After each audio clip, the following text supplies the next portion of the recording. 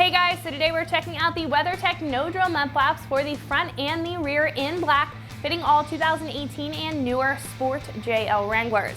So protecting the body on your Wrangler is probably high up on your priority list, and these molded splash guards are going to be a perfect solution for that. Now these will mount up right inside of the inner fender well and will be perfect for the JL owner who's looking to keep the side of their Wrangler protected from any dirt or debris that may kick up and potentially harm the paint on the body. These will be especially great if you've upgraded to a more aggressive tread tire or a wider tire that's kicking up a lot more debris than your factory one was. Now I would also just keep in mind that these do hang a little lower than the fender, of course to catch that debris there, and they're made of a molded plastic material, so they're not going to have much give like other rubber options would. So if you are concerned about your departure angles as well as your clearance when you're taking your Wrangler off-road, I would just make a note of that while shopping around.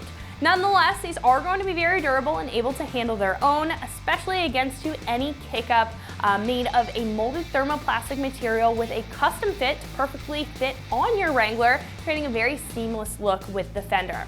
Not to mention, these are going to require no modification. You don't have to do any drilling as it says in the name, and they're going to have a very clean look with a factory style textured finish to them. So they're gonna match with all the other trim that's already on your JL, just creating a very finished look in my opinion. Now when it comes to price, this kit will come in at roughly $100 for the set of 4. Now, in taking a look at some other options in the category, some of the less expensive choices will usually have a universal fit or will be a little bit more flexible, made of a rubber material. Now, those, as well as some other options, may also require a little bit of modification in order to install them, as to where this kit is very straightforward with no drilling and modification. Now, some other choices may come with just the front or just the rear, as where this is both, once again making this a one-stop shop. So overall, I think if you're looking for a quality mud flap that's going to create a very seamless look on your JL and be very durable, holding up to any kick-up that it comes in contact with, then this is a great choice. Now, as far as install is concerned, I'm gonna give this a 1 out of 3 wrenches on the difficulty meter, taking you about an hour to get the job done with some basic hand tools. Now, the tools that you will need will include a pop clip removal tool or a flathead screwdriver. You're also going to need a Phillips head screwdriver and an 8 and 7mm socket with a ratchet. Now, one of our customers here has actually installed this on his JL and is going to walk you through the process step by step. Let's go ahead and get into the install. All right, today we're installing WeatherTech No Drill mud flaps on a 2021 Jeep Wrangler JL. Now, step 1 tells us to thoroughly wash our vehicle. This is a Jeep. I don't know why you would wash it. Step 2, we're going to park on level ground, so I'm in my garage where the ground is level, and we're going to turn the wheels fully to the left, and we will install on the driver's side first. I've already installed on the driver's side, and now I'm going to show you step by step on the passenger side. Step 3 tells us to locate the plastic rivets, so now we're going to show where the rivets are on the Jeep. First step here is to remove these rivets. So these first 2 rivets here we're going to take out. I don't have a plastic fastener removal tool, so I'm going to use a flathead screwdriver instead, and it just involves kind of working up under it to get it to go. These will not be reused, and they will be damaged removing them, but that's okay, because we're just going to throw them away. I can work them out with the flathead, but I find it's easier having a little pry bar here. I can get up under it and take it out a lot quicker. Even though it breaks, it's okay. The back is going to come out here in a second. I'll show you how to do that. So we're only going to do these first 2 here. So I'll do this one with just the flathead.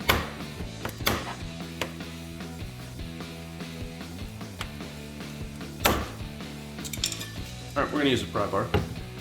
You could also use a home claw hammer.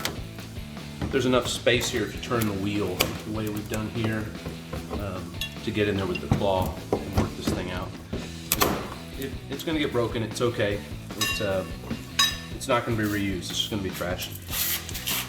So if you're following the instructions, that was step 4. Step 5, now we're going to remove these 3 little plastic ones. So 1, 2, and 3. These also will not be reused. These come out a lot easier, and these will be able to do just with the flathead. If you have the actual rivet tool remover, it it's a lot easier of a process.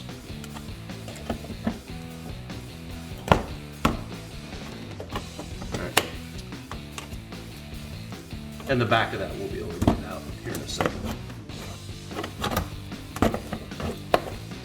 A pry bar or a claw hammer would help here too. Just makes it a little easier getting it out of there once you get it loosened. I would definitely use the flathead though to get it started.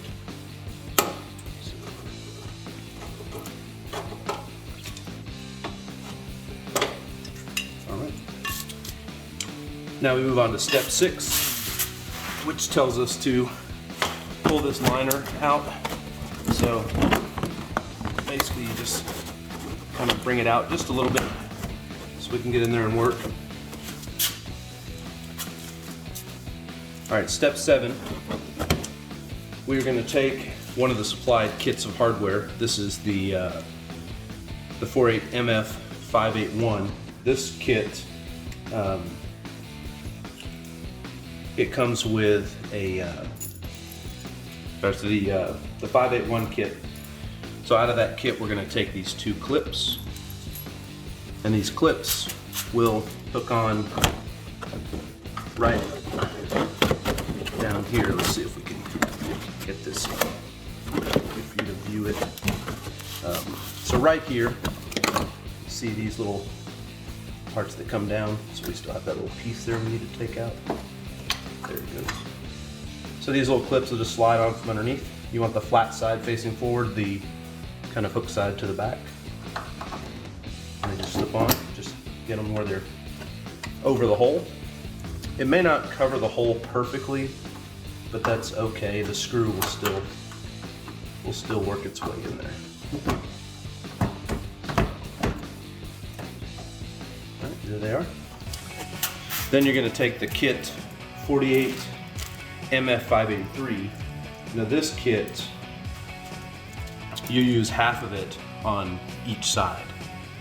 And so this one has a similar kind of a clip. This one's clip is going to go on this liner here. Let's get it back out here. It'll go on the liner on this hole right here, and we will slip it on. Same principle, flat side out, the side with the hook to the inside, and just make sure that that it goes over the hole, or that the hole can be seen through it. All right, so now we will put the liner back in behind there. So we're kind of back to how we started. See the holes there all line up. Now we're going to take the mud flap. So we're on step 8. The mud flap it's going to sit on just like that. So the first one we'll do is take from the 583 kit. It's going to be the longer screw out of all the bags, but it's going to go into the top hole right here. So get it in there, and you can start turning it by hand. This one is an 8mm socket is what it's going to take on this one. You can also use a 5/16, but the 8mm fits nice and snug. The 5/16 is just a little loose. So you want to tighten the bolt to where it's snug, but you don't want to tighten it because we need some wiggle room here to get everything else attached. So I'm just using the socket in my hand just to get it turning, get it on there, so just so it holds it in place. So now we'll move to step 9. So step 9, you're going to take kit 48 MF 586, and this one you're going to use half of the kit on each side. And this one has a screw, a washer, and a little nut. So you're going to take the screw and the washer together. These are going to go in the back hole down here. So it's going to go through the hole of the mud flap, and then this hole down here, you're going to insert it. You can hit your finger in behind it because that's what we're going to use to put the nut. So get it through there, reach around behind there, and you put the nut on it. And you can either turn the nut on the back to get it started, or take a screwdriver and turn the front.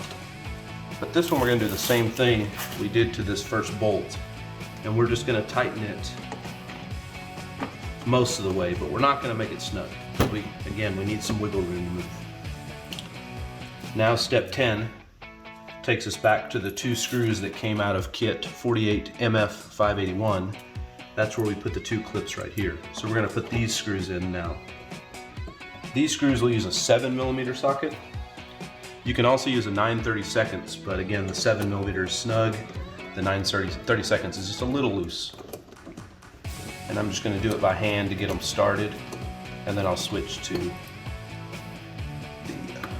the ratchet. So we do both of these, and we'll put them in most of the way, but again, not snug.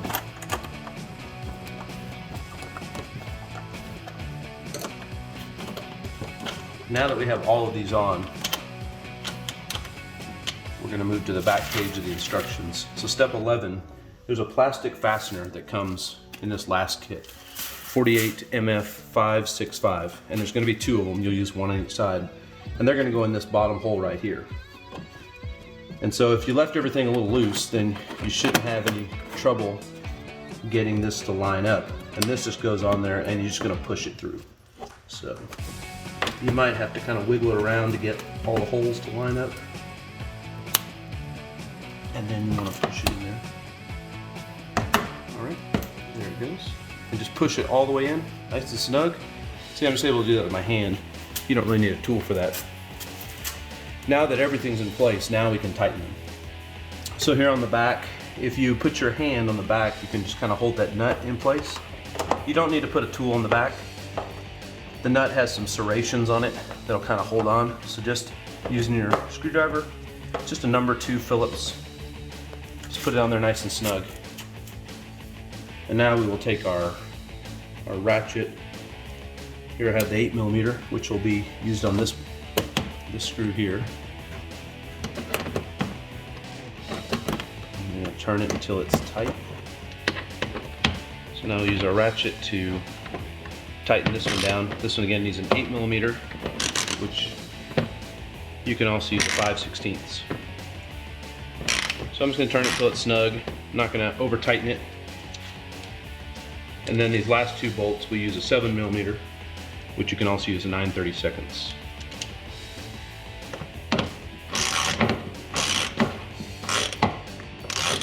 And again, we're going to make them snug, but there's no competition to make them the tightest in the world.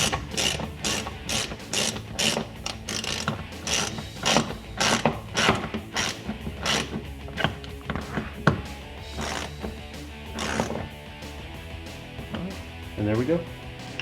And that is all it takes to install it.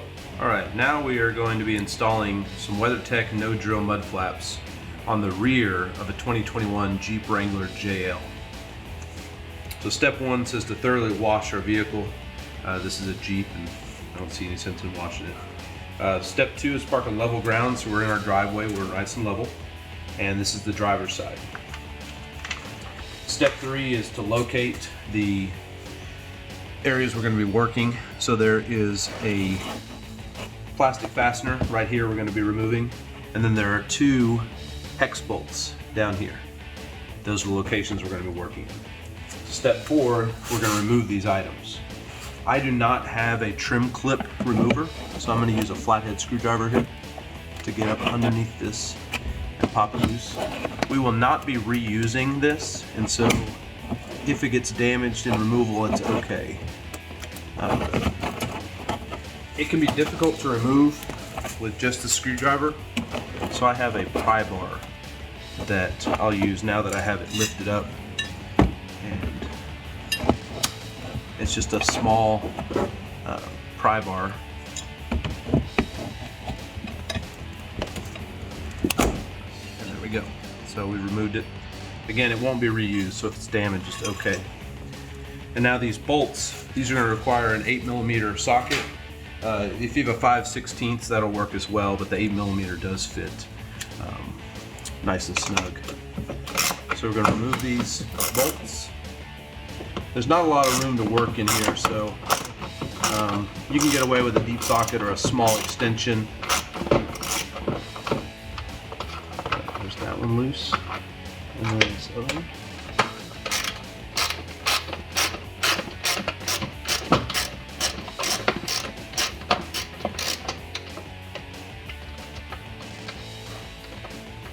All right, we'll remove these bolts completely.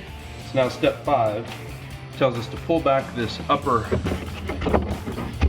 cover, fender cover, and the hardware kits that these mud flaps come with, the 48 MF 561, there's 3 of these bags. Each bag just have 2 sets of these screws, washers, and clips.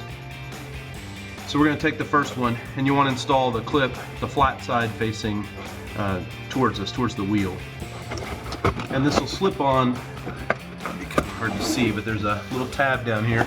It's going to slip on this tab, and just make sure that the holes line up once you have it on there. So that looks good. All right, push that back.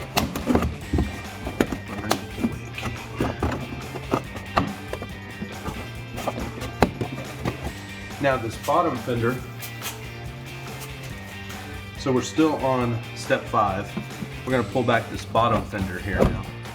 And there is a clip right down here. Right in here. It's kind of hard to see. Let me adjust the light. Maybe you can see a little better.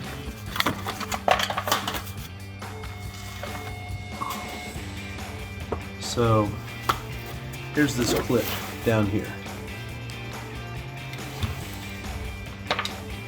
To get this clip out, your flathead screwdriver is gonna help you out. You just get in there and just get it to slide off. There it goes. We're not gonna reuse it, so I don't have to fetch that right now. The other clip, so I'll go ahead and put that back in for now. The other clip over here is when we move on to, oh, I'm sorry. We have to finish step. So step 5 was removing that clip. Step 6 is going to be to replace that clip with one of them that came in our kit. And again, flat side facing the tire. We'll slip this on there.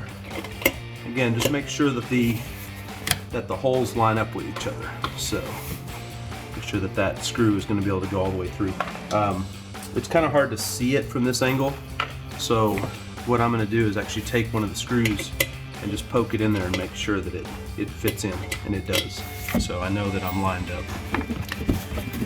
So step 7 is we're going to deal with this bolt over here.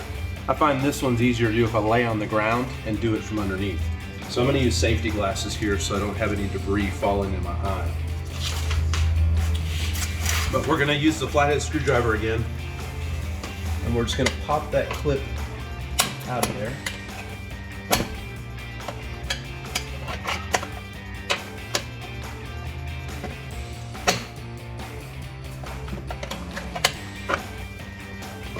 There it goes. And then we're going to place another one of the clips that came with our hardware kit. Again, with the flat side facing towards the tire. Slide it on there, and making sure that the holes line up. Okay. Now we move on to step 8. Step 8, we take our mud flap, and it's gonna nest right in here, just like that. So we're gonna take out of our hardware kit, we want our screws with a washer, and we'll go in this top hole first. And we're gonna put this screw in here. And I usually just like to start them by hand, just to get them in place. Then we'll take our stubby screwdriver with our number 2 Phillips head, and go ahead and screw this in. We don't want to tighten it all the way, but get it in there enough that the mud flap's not going to fall. And there's plenty. So now step 9, we're going to do the same thing. We're going to take another one of our screws with a washer, and we're going to do it in the hole that's right here. It can be kind of hard to see, but I can feel it there. And I'm going to wiggle it around a little bit to get them to line up. There we go. From underneath I could see the tip of the screw, and it kind of helped me line it up. So I'm going to take my stubby number 2 Phillips head screwdriver and just that started, but not tightening it all the way down. We're still in step 9, and we're taking our last screw and washer, and we're going into the last hole. It's way over here. All right, and then again with my number 2 Phillips head.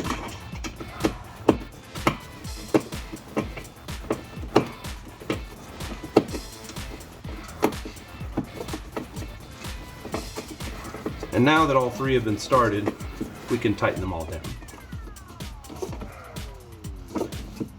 Tighten them till they're nice and snug, but not over tightening. And then back to the first screw.